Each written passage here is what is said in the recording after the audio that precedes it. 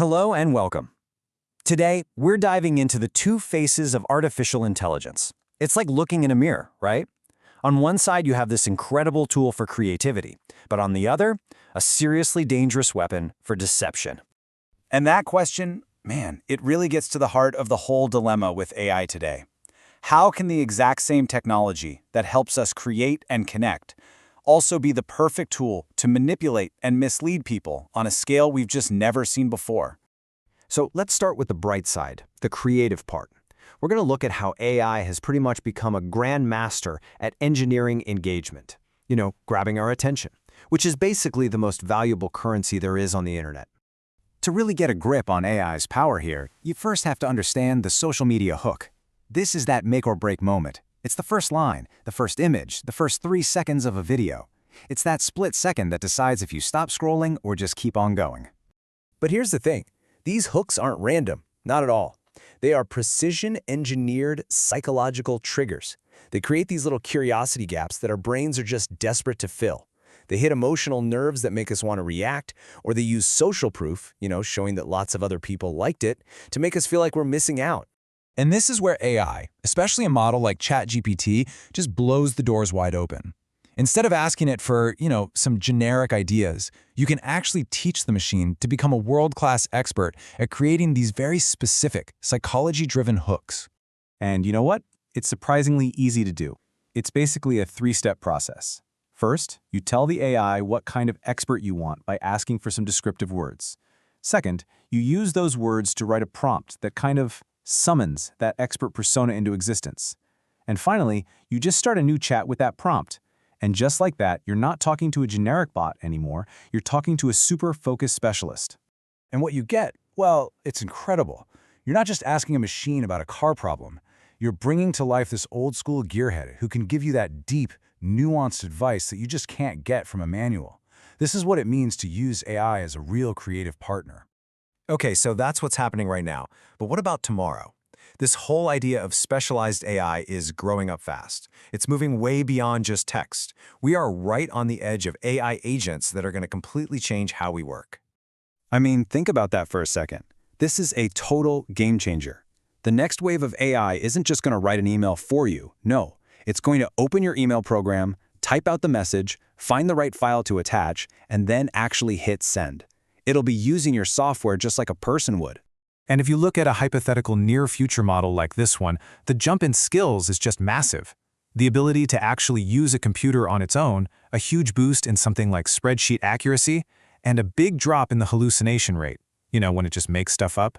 These are the kinds of changes that will take AI from being a tool we ask questions to a teammate that actually does the work. Okay, but here's the flip side of the coin. This is where our story takes a dark turn. Because the very same deep learning tech that gives us these amazing creative partners, well, it also holds a much, much darker potential. One that could tear apart the very idea of a shared reality. And that brings us to deepfakes. We're talking about hyper-realistic AI-generated videos, images, or audio. They use the same kind of deep learning we've been talking about, but instead of creating a helpful assistant, they're used to create a completely convincing and often very malicious fake. The growth here it's just mind-boggling. As you can see, the number of deepfakes online is basically doubling every 6 months. We went from a world where most people hadn't even heard the word, to a point where by next year, we're expecting millions of these fakes to be floating around the internet. And look, this isn't some sci-fi movie plot. This is happening right now. During the war in Ukraine, a deepfake video of President Zelensky telling his own soldiers to surrender was spread online. That was a real attempt to use this technology to disrupt a massive global conflict. But beyond the big geopolitical headlines, the human cost of this technology is where it gets really, really painful. The psychological damage it's causing is deep, and we just can't look away from it. For the people who go through this, for the victims, this isn't just about a fake picture. They describe it as a total violation of their identity. It's like someone stole their face, their voice, their very being. It's an attack on their sense of safety in the world. And the data, well, it tells a really clear and disturbing story. This is an overwhelmingly gendered form of abuse. Studies have found that a staggering 98% of pornographic deepfakes, which is most of them, target women. It's a weaponization of their identity, without any consent. And the psychological fallout from this is just devastating and long-lasting. Victims report incredible levels of anxiety, PTSD, a total loss of control over who they are. It forces so many people, especially women, to just retreat from their online lives, terrified to even share a photo because of how it might get twisted and used against them. So, wow. After all that, you have to ask, what on earth do we do now? Faced with this kind of reality, how do we even start to fight back and try to rebuild some trust in what we see and hear online? This is a really tough spot to be in.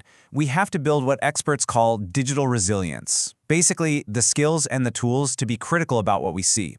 But at the same time, we have to be so careful not to fall for the liar's dividend. That's the scary place where things get so cynical that bad actors can just dismiss real evidence by saying, "Oh, that's just a fake."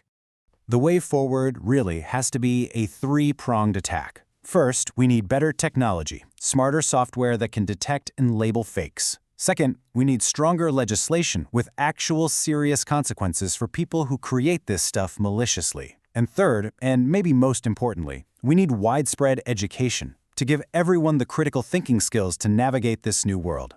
And that leaves us with the biggest question of all. The technology is just going to keep getting better, for both good and bad.